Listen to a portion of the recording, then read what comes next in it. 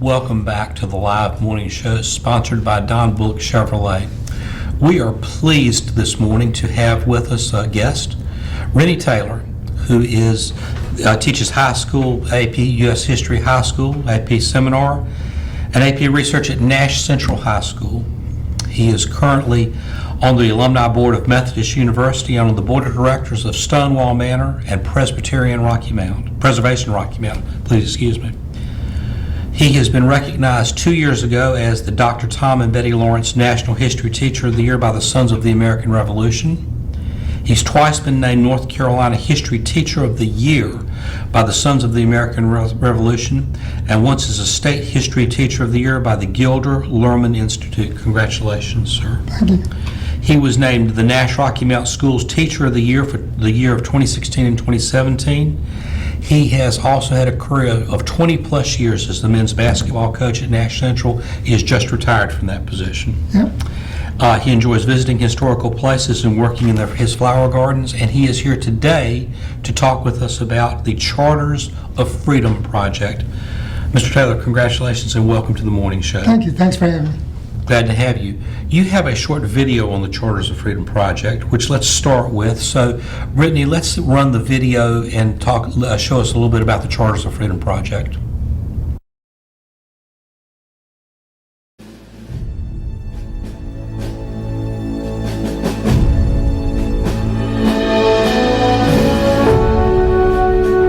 I want to tell you about the principles of Foundation Forward. The number one principle of Foundation Forward is education. No matter what you take from this experience, it all goes back to education. Education on American history, to preserve that history surrounding the time of the founding of our country. Education on government, so all will know how government is meant to serve and protect we the people.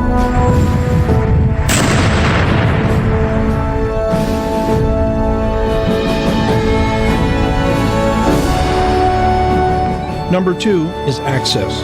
You see, not everyone can get to Washington, to the National Archives. We want to provide access to these founding documents in communities in a proper setting.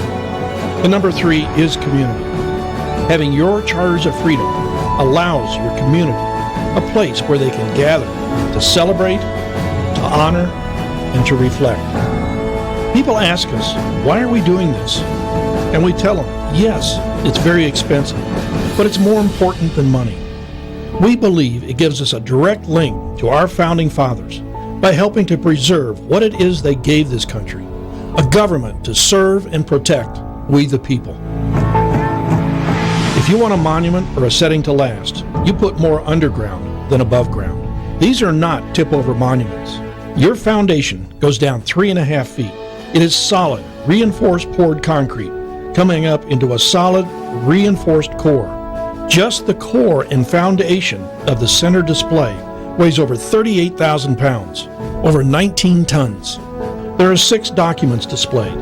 All are life-size, which means the Declaration of Independence is a little larger than the others. Each one is on 1/4-inch etched bronze and weighs over 60 pounds. There is a Charters of Freedom medallion on the front, which is very special.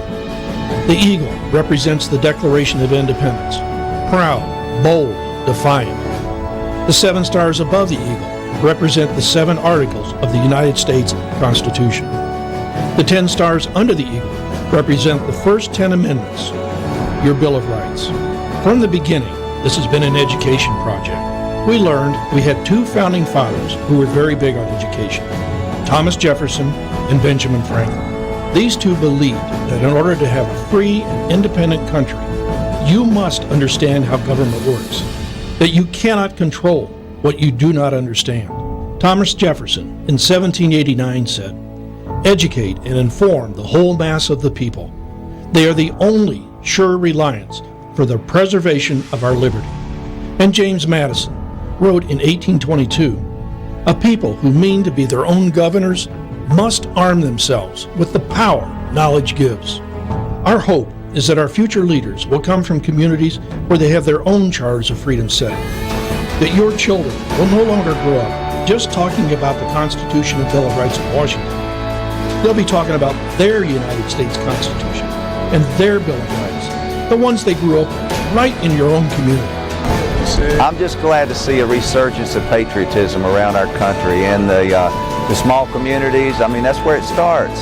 And the fourth, fifth graders and come to see these things. I think it's a wonderful thing that Mary Jo and Vance are doing.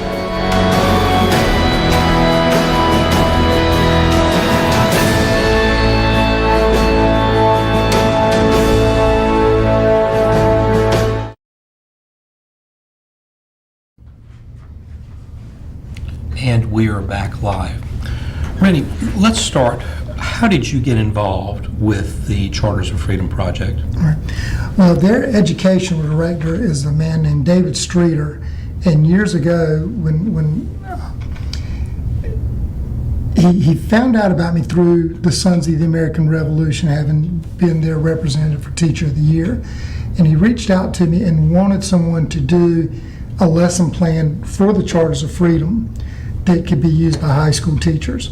So when he called me and told me about this venture that he wanted to go down, I started doing my research with the Charters of Freedom, with Foundation Forward. They already had a elementary school lesson plan, so I looked at that too. As I was doing that, it just kept harping on me that this would be a great situation for Nash County. And so what I did is I reached out to, once I finished the lesson plans, I reached out to David and said, here are the lesson plans. And I think Nash County, of course, and many people don't know, named after Francis Nash, who was a Revolutionary War general. I think Nash County is the perfect spot for us, and they call them settings, for the Charters of Freedom. So then what I did is I went to the mayor at the time, which, and I apologize, I have to, I'm at the stage in my life where I have to use glasses for one thing and another, but Donald Street was the mayor at the time, and so I went to him and said, here's what I'm doing for this group, Foundation Forward. Would you be interested in going with me to the county commissioners? And he did. So one day, and this is way back in July of 2019, it shows you how long ago it all started. So he went with me. We went before the county commissioners, and I laid everything out, what would take place, and they were very receptive. And so then I contacted David Streeter again. David, along with, and I always try to make sure I got my names right, but Ron Lewis, David and Ron Lewis came down, and they made an official presentation to the county commissioners, and then they voted to do it. And once that took place, the wheels started turning, and we've gone from different things to we're actually in construction now. Of course, with everything, COVID kind of put us on the back burner for the longest time, but we broke ground this summer. If you go by the courthouse now, you'll see some concrete blocks there, which will eventually be bricked up. They'll have glass with them. They'll have the documents inside them. Let's talk a little bit about the documents themselves. Mm-hmm. What documents are going to be displayed? There'll be four documents, or four settings of documents. The first on the left side will be the Declaration of Independence. Then in the middle will be the four documents of the U.S. Constitution. And then to the right side will be the Bill of Rights, the first 10 amendments to the Constitution. And let's talk a little bit about exactly what each one of those documents represent. We would think that most people would understand, but let's not take that for granted. Let's talk about what each one represents to us as a Absolutely. citizen. It's interesting. We're just coming off July 4th, and it is amazing when you talk to people throughout the community and they don't know why the July 4th is celebrated. And in fairness to them, they think it's a middle of the summer celebration with fireworks and cookouts and things like that. But truly it is the celebration of our country deciding to declare its independence from Great Britain. And just a little side note, which will be interesting when we look at some of the pictures, one of the most recent settings to be completed is in Halifax County. The Halifax Resolves was North Carolina's go ahead to say we are actually going to break away. And I love telling this story. If you look at the North Carolina flag, there are two dates on it. One is the Mecklenburg Resolves, which was really our first out west in Mecklenburg County, saying we're going to break away from Great Britain. Well, then when the rest of the colonies got together later on, a year or so later, they met in Philadelphia.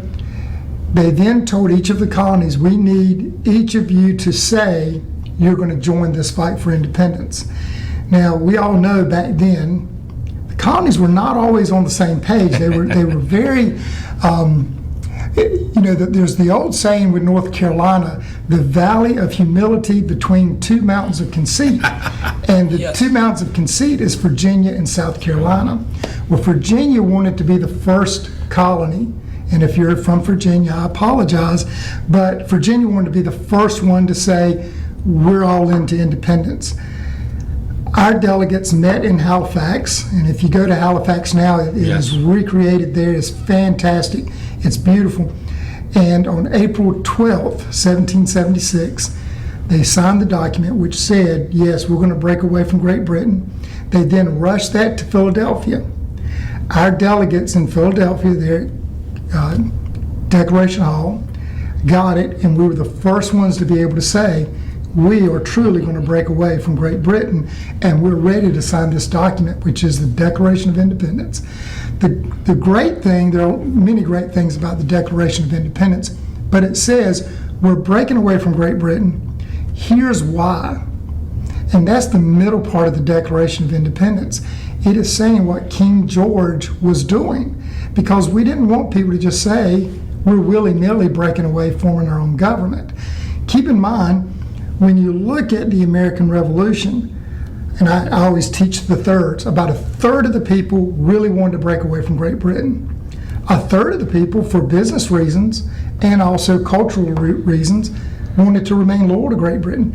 And then a third said, whoever wins, I'm okay with it. And so that's always an interesting thing. But our Declaration of Independence said, here's why we are breaking away. These are the things he's done to us. And then the last part says, okay, we're going to form a government, and we're going to be an independent nation, and here's what our plans are.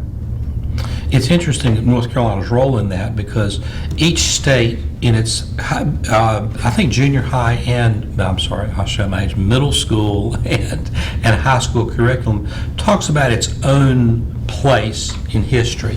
And for the 13 colonies, I think each one of those states talks about its place in the Revolution and how we got to actually form the country. North Carolina's place is somewhat unique, and then most people don't know that we were the first state to bring our accords to our delegates in Philadelphia to be able to say we are ready to sign the document. Right. And I think what's really fascinating to me, we're the very first to say we're ready to break away. But yet when it came to ratifying the Constitution, we were 12 out of 13. Yes. The Constitution had already been ratified. You only needed 9 states to ratify it. Well, why would we say, if we were so keen on independence, why, some people say, drag your feet? Well, because we said we're not going to sign it until you can guarantee us these Bill of Rights. Many of our founding fathers said, you don't even need a Bill of Rights. It's just common sense, which is, as you look at it, that would be correct. But yet, think about, we have problems today and issues today with the Bill of Rights. What if we had not had those?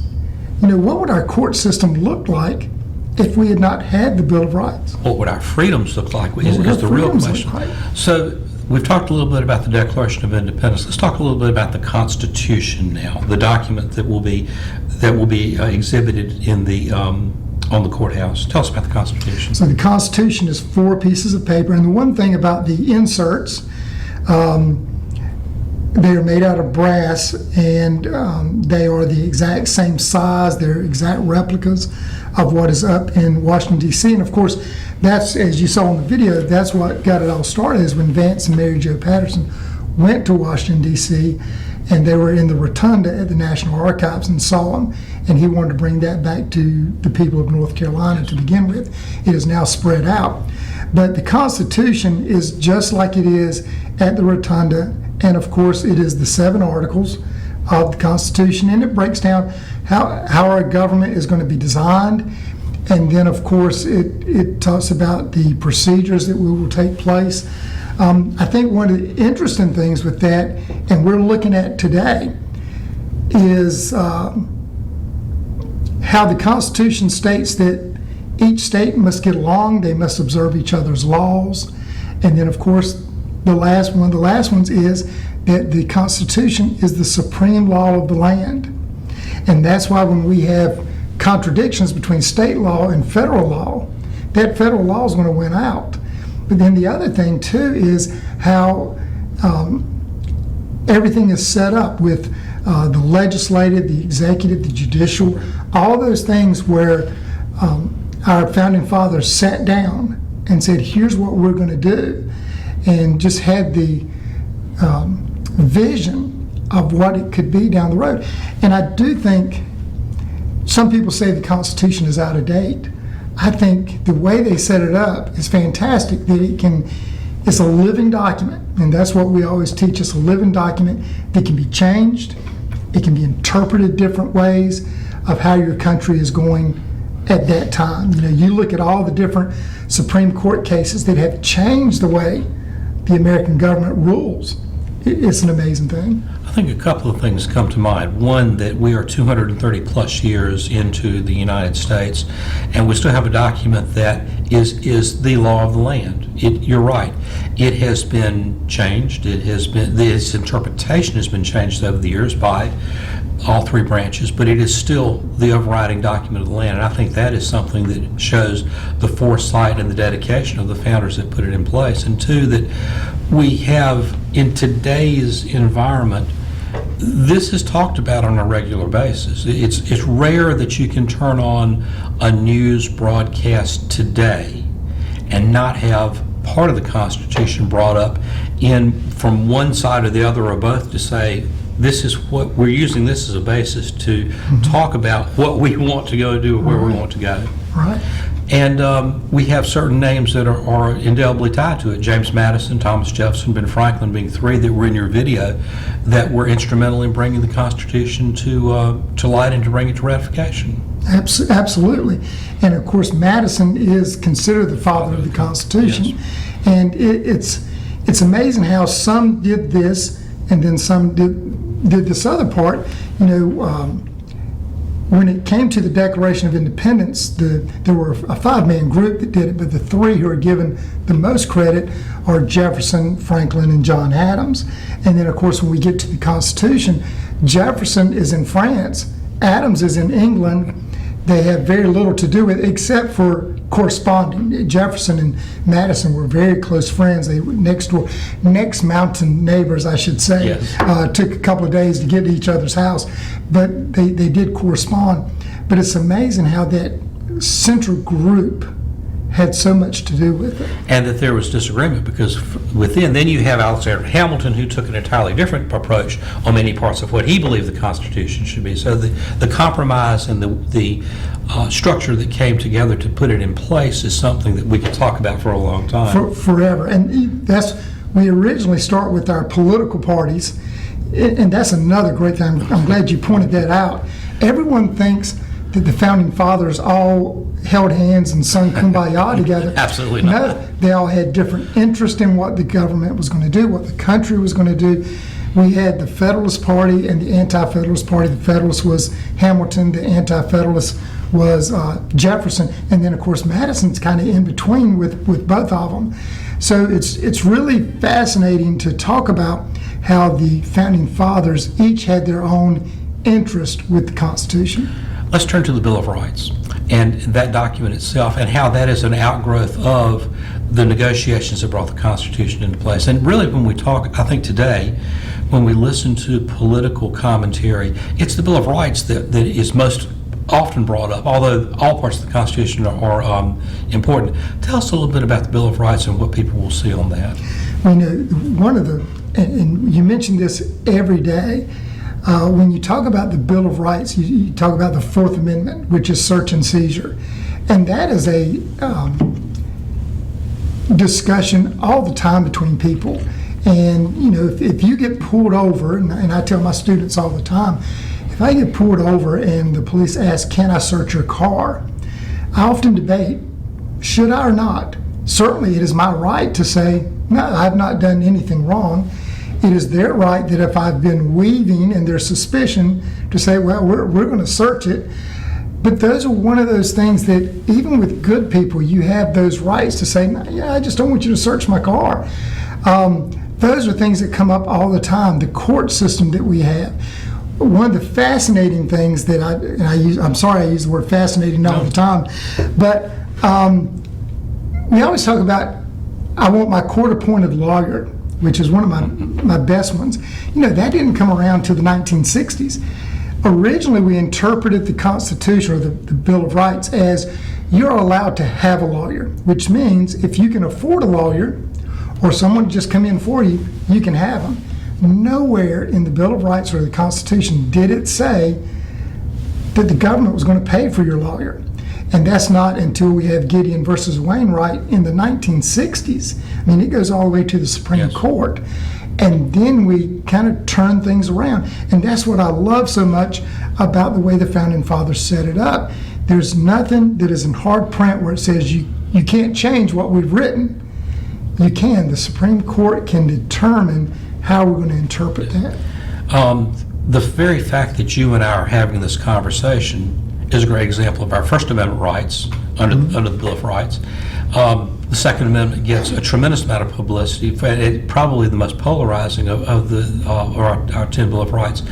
But we also have some that people don't seem to pay a lot of attention to. The 10th Amendment really is something that is getting more traction now as we have states stepping up to say, well, we do have the right to nullify what the federal government does. And I think that going forward, that's one of the things that more and more people will be hearing about, is states stepping up and taking their ability to exercise their Bill of Rights. Right. And I'm so glad you mentioned that. That has happened throughout our history. And one of the things that I try, and most teachers do, and we have some great teachers in Nash County. I know most of the history teachers in Nash County, and they do a great job teaching the Constitution and the Bill of Rights. But keep in mind, when it comes to nullification, we had 5 New England states right around the turn of the century, and I'm talking about the 1800s, that said we're going to break away because we don't like the way the government's being run. Yes. So they do that. Jefferson and Madison make these resolves that say if a state doesn't like the federal laws, it's their right to nullify and to overlook it. And then, of course, South Carolina. Now, we all know South Carolina seceded in 1860, but during Andrew Jackson's term in office, they nullified laws and tariffs and said, we're just not going to go by the federal laws. And Jackson threatened to go down and take them over. And one of the interesting things is his vice president at the time was, oh my gosh, I almost said Martin Van Buren. I'm showing my errors that I can't offer. Oh my gosh, it'll come to me in a moment. South Carolina and Calhoun. Names run rampant in my mind. But Calhoun was his vice president, but yet he's down in South Carolina saying we're not going to follow the federal law. Crazy. And we have real present day examples of this. California, Oregon, Washington State have all at some point talked about, well, we're not really happy with the way things are going. We may look at seceding and exercising our 10th Amendment rights to nullify what some of the federal governments are. So it's not a dusty old document that has no applications today. It is something that has very real applications to us today. And the great thing about it is it talks not only to the big federal government and to the smaller but powerful state governments, it talks to the individual. It tells the individual citizen of the United States, these are your rights and your responsibilities as well too. There aren't very many documents in the history of mankind that speak directly to both the broad and down to the individual. And that's what's so interesting about it. It is. Our system of federalism, which divides it between the state and the federal government, and then, of course, under the state, you have the local and the individual. And that's one of the things, too. The local governments are under the state umbrella. And so they have to kind of go with what the state does. And then you have the local person, which is under the local government. And I think that's one of the great things, and people don't realize it, is that you as an individual can go before the Supreme Court, the greatest court in the land, and you can go and defend yourself and Yes. say, this was, I was done wrong here, or this right was not given to me, you are allowed to do it. Now, it takes some wheeling and dealing to get there, but to me, it's a great thing. And then once someone is, let's say that you go to the Supreme Court, whatever grievance you had now is good for everybody. Yes. Not just you, but everybody. That's the power. When will the construction at the Nashville Courthouse be completed? We are hoping in August. Now, one of the things that's taken place, and we have some pictures to show here in a second, but we've gone in and dug out. Now, Jonathan Boone, and I just want to get his title correct. Let me find, I've got my notes here and stuff. Jonathan Boone works for the county. He is the Director of Public Utilities and Facilities of Nash County, and he has really spearheaded that for us. There you go, you see The that? picture of the initial construction Right. at the courthouse. And we've got some, so that's where we are today, right now. So we've got the settings in. We'd like a donation from Ready Mix Concrete. They're the ones who provided the concrete for that. And of course, the city of Nashville. It's really great that we've had a donation from a private company, Ready Mix Concrete.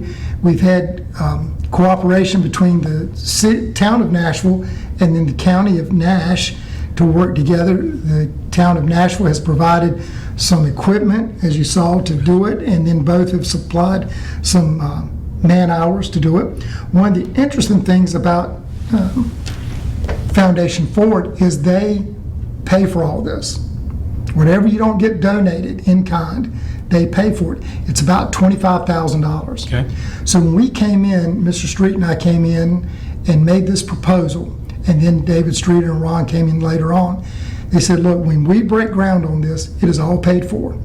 Foundation Forward is paying the $25,000. Now, if you get local companies like Ready Mix Concrete to come in, that's great. That's less we have to pay. But what we do with donations is that goes to paying it forward for the next setting. You mentioned Edgecombe earlier. Yes. Well, if someone from Edgecombe County decides they want to spearhead this and do it, the money that would come in would go to help them out, because the things in Nash County, the settings, are paid for as we speak. Everything's being done. These concrete settings now are curing. Eventually in August, we will have someone from Foundation Forward come in, the brick mason. If you are a brick mason out there and would like to help out, because you know how tough a job this is, if you would like to come in and help out laying the brick, contact Jonathan Boone at Nash County. They'd be glad to have you help out with that. So it really is a big support from everybody. There will be pavers that you can buy. You can go on their website and you can order a paver if you have a loved one, someone that was really into history, or maybe your parents took you to historical sites and, Yes. showed you the interest of our American government. You may want to put their name on pavers. So the money made off the pavers will go to paying it forward for the next one. Is every one of the settings at a courthouse? Is it ever at something other than a courthouse? I think they are at somewhere else. Most of them are at courthouses. And one of the things, I just thought the place by Nash County Courthouse was fantastic. Now, my original proposal was between the two courthouses. But once I make my proposal, then I'm out. Once they sign the letter of intent, then it goes to the county commissioners to do as they please. And they've picked to the left of the old courthouse. It is right behind the statue of the World War I soldier, and it's going to be beautiful. It's fantastic. My thought was Tryon Palace, if that was a location that might be a good place for a setting. Could be, and you can go on their website. Foundation Forward has its own website. If you go there, you can see all the locations. There are over 30 around 30 in North Carolina. The goal is to get it in all 100 counties. That's what we're trying to do. And of course, it's gone nationwide. They already have settings in Nevada. They are currently having settings working on in Hawaii. It goes up to the Dakotas, Indiana. So it's going nationwide. But with Vance and Mary Jo Patterson being from North Carolina, they really want all 100 counties to have it. Once it's completed, are there, going forward, what have other states and other settings done? Have there been ceremonies there? Have there been, I'm thinking that this might be a good place for future elected officials who are going to swear their oath to uphold and defend the Constitution. Perhaps this is a place that they would want to have their ceremonies done. Absolutely. It would be fantastic. And once again, fantastic is a word I use a lot. I'm sorry. But I'll give you an example. Halifax County, which you just did there, and those are one of the most recent ones.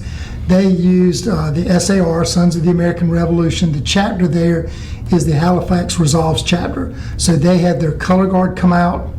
Vance and Mary Jo come. There'll be a ceremony for it. There'll be miniature cannons being fired for each of the articles of the Constitution. We'll bring in hopefully local dignitaries and state dignitaries to maybe make a brief speech as we go through. The committee, we have a committee that is formed that will plan, organize this. I'll give you an example. Mr. Mangano, who is the principal at Nashville Elementary, is on it. 2 other AP US history teachers in the county are on it. Joanne Green Cooper from the Nashville Graphic is on it, and many other people. The Nashville Graphic has done a fantastic job. They just had a picture of the settings that you saw in the paper the other day. So this group will get together and determine what do we want to do. We've already got a commitment from Nash Central High School choir to come in and sing, and then I'll tell you this, Rick Thomason from the Corporal Susie Sands Marine Corps Detachment 1262. So that is a Marine unit. They're going to be the color guard. So they're going to come in with flags waving, uniforms, and we're going to have 3 flags behind the settings. So we will have a ceremony to raise the flags for those. What will those 3 flags be? United States, North Carolina, and I am not sure what the 3rd one is. I just recently heard about this the other day. It could be Nash County. I'm not sure what it's going to be. But that will be in there. We'll go over that when we have our committee meeting and stuff. But you really have a great day, and certainly I hope COVID works with us on that. Certainly by it being outside, that helps out an awful lot, that we can distance everyone and things like that. But Halifax had a great one when they did theirs. As we begin to wrap up, it seems to me that this would be a good place for, going forward, history teachers to take a field trip, to take their classes, to see the documents themselves. Absolutely, and that's one of the reasons we have Mr. Mangano. Certainly, we've discussed that, classes being able to walk from Nashville Elementary, but we also want people to be able to come from other schools. Yes. Now, the great thing about Foundation Forward, they provide money for teachers who contact them and say, I live in Southern Nash's district, this is where I teach, we need a bus to go there. Nash County Schools charge $2.25 per mile to use their activity buses, even if it's a school activity. So what Foundation Forward will do, will donate some money to Southern Nash to pay for the buses to go. And when we presented this to the county commissioners, they even mentioned that they would contribute a little bit for that. So we're getting lots of groups and organizations together. You know, maybe the Founding Fathers didn't hold hands and sing Kumbaya, but everyone around here is. Foundation Forward is fantastic. They're a apolitical, a-religious group. They're trying to just do what's best to let the people of today know what the Founding Fathers were trying to do with our government and our rights and freedoms. You mentioned pavers. Let's end with this. If any of our viewers say, you know, this is something I'd really like to become involved with, where would they go to make a contribution or become involved with this program? That's a great question. If you go to Foundation Forward and go to their website, there is a place at the top, one of the tabs, and it asks for donate, and then when that drops down, it's pavers, and then it'll ask you which one, because they've got so many in the fire getting it done, and right there will be Nash County. And when you do that, it'll come up, and there are certain things you can do. If you're the person that you want to honor is a veteran, there's little logos for Marines or Army, Navy, Coast Guard, Air Force. Don't want to leave anybody out. And then you can have some text with it. You could have a loved one that has passed away in honor of them. It could be someone that's living today that just takes you to places or has been an inspiration to you. Thank you for being with us. This has been very inspirational and very informative. And I'm looking forward to the dedication ceremony, hopefully in August, but certainly we hope sometime this year to be able to bring these documents to the Nash County Courthouse and to put something there that from this point forward will let people see what the country was founded on and be a really tactile example of our freedoms and our liberties. Renny, thank you so much for being with us. Thanks for having me. Look forward to having you back closer to the dedication ceremony. Sounds great. Folks, that's been an interview with Renny Taylor, the Foundation Forward and the Documents of Freedom, Charters of Freedom. We're going to take a break now. When we come back, we'll have our last look at weather, and then Wayne and I will be back to wrap things up. You're watching the live morning show sponsored by Don Bullock Chevrolet. Please stay tuned.